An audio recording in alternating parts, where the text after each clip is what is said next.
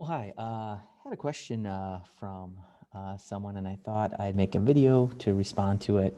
And that was just basically general thoughts about being an RCA. Like, is it the right job for you?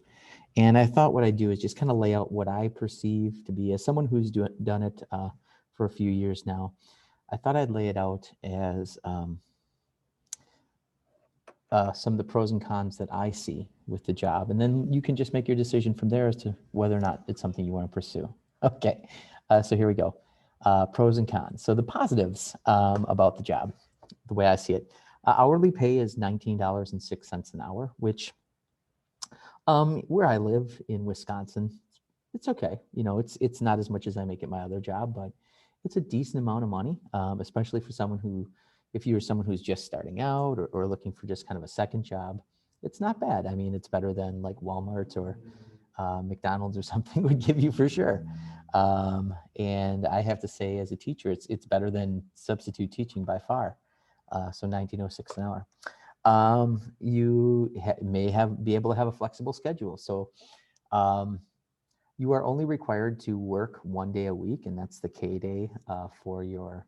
That's the day off for the regular carrier. There's 6 days where there's mail, and then 1 day of packages. Your job is to cover that sixth day for someone. So if they have every Saturday off, you would work their Saturday. If they have every Monday off, you would work their Monday. It's a set thing. And then also, if your office does some Amazon on Sundays, you would have to cover that sometimes. You would probably be able to do it every weekend. Most people are, but there are offices where, if you're close to a distribution center, sometimes Amazon will do a lot of it on their own. Okay, so, but it can be flexible. You can choose to go work in other offices. Well, I'll talk more about that in a minute. It can lead to a full-time position with benefits. So if you are the next in line and someone retires, you can take a full-time route, and all of a sudden you have a full-time job with full benefits, making around $50,000 a year, which, you know, again, might be pretty good for where you live. And where I live, that's okay. 50,000 is okay.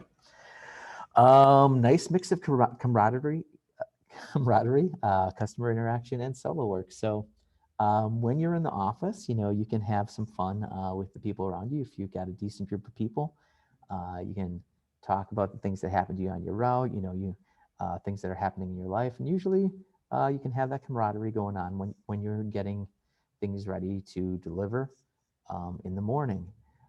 You also, when you're out on your route, you're kind of on your own. That's kind of nice to have, you know, that independence. And, you know, you get a little bit of customer interaction once in a while, people thanking you, giving you treats or tips because they appreciate what you do. So that's a nice blend of that, I think. Job satisfaction can be high.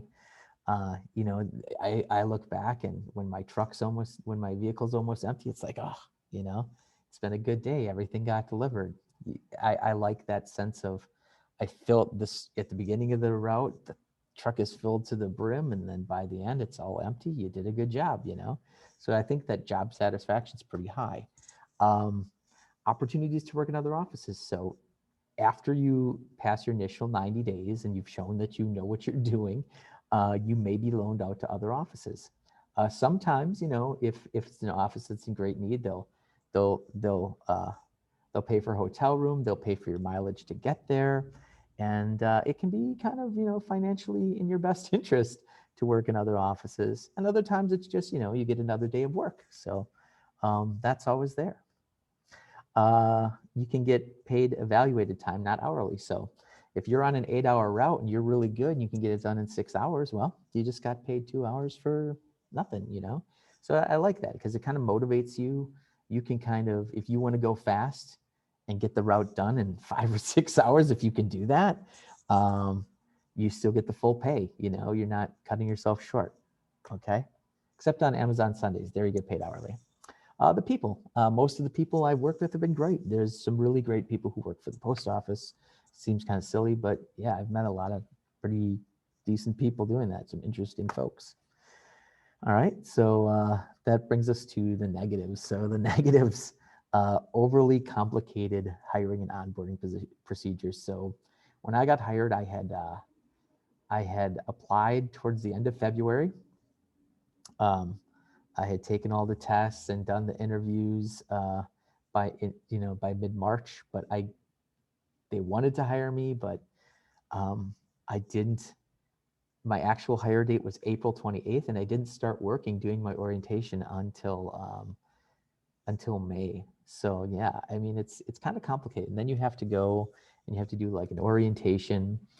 That's a lot of the information. Some of the information's okay, but a lot of it's like outdated videos, and some of it really doesn't apply in your office. So I don't know. I mean, I think that could be better. I think it would be better if more of that was done at your home office rather than at some central location where they're spending a lot of time telling you things that may or may not apply to your position.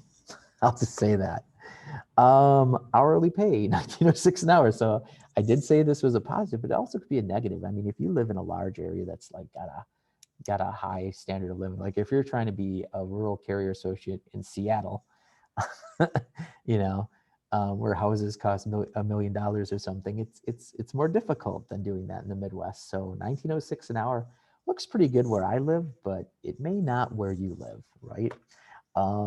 Also, the job can be overwhelming at first. So the first couple times you do it, the first couple times you're on your own, it can be a lot. And a lot of people quit and get super frustrated because it's not easy. It's not something that most people are used to. I mean, some people just take to it like a duck to water, but for a lot of people, it's kind of overwhelming at first, and you just have to stick with it. Some equipment is outdated. So yeah, the trucks were built in the 80s and 90s, and and some of the scanners have graphing calculator software. So yeah, it's not always the best equipment you're working with. You're busy during the holidays. So that's one thing is other people are slowing down, just like retail people, your job gets a lot more difficult. The holidays are a busy time for you. You're not going to have as much time for friends and family with this job. They'll want you to work more, not less, around the holidays. Christmas Day you get off, but other than that, and it can take a long time to get the full-time position. So the way it works is when somebody retires, the RCA who's been there the longest gets to decide if they want to take a full-time route. That's the way it works. And also that route that's now vacant, if the other full-time carriers want that route instead of theirs, they can take that one. So you're stuck with the route that nobody wants. And again, it can take a really long time to get it because unless someone dies or retires, there's not an opening for you. And you can't just go to another office and take that job. You're waiting in line at your office. When you transfer over to another office, you go to the bottom of the list. So it can take a long time to get that full-time position if that's what you want. And also the evaluated time thing. So when you get to 40 hours, you get paid overtime. But other than that, you get paid evaluated what's on the route. Now, I like it because it's motivating. But if you're struggling, it might take you 9 or 10 hours to do an 8-hour route, but you only get paid for 8 hours. So that's kind of the frustrating thing, at least when you first start. Later on, it's a good thing. But when you first start, that evaluated time, because again, you're only getting paid what it's supposed to take a carrier to do that route. So usually that's a good thing, but when you're first starting out, it can be bad. And then again, the people. Well, great people, I've met a lot of great people. There are some offices where like one person can make that whole office just, you just don't want to go there. They're poison. So you definitely want to get into an office where people are decent. They want to help each other. They see it as we're all in it together. Not these people who are, complaining all the time. And you don't want to have a supervisor who just asks you to do stupid things for no reason. So it really comes down to the people. But yeah, I think it's a good thing. Ask, if you do decide to get the job, you go to those interviews, ask lots of questions. Ask them how many hours you'll get. Ask them what it's like to work there, how long they've been supervising there, and how they like it, because it's important. You don't want to get stuck in a bad office. Now, that being said, if you go through the whole process of orientation and you discover that your office is terrible, you can always transfer out of it and do that. Find a better office, talk to people, find a good place to work, and transfer if your office isn't good. Okay, I like my office, I really do. But if I didn't, I certainly would peek over the fence at the next one. All right. If you have any comments or questions, let me know. And I'd be happy to see what you have to say about your pros and cons. Okay.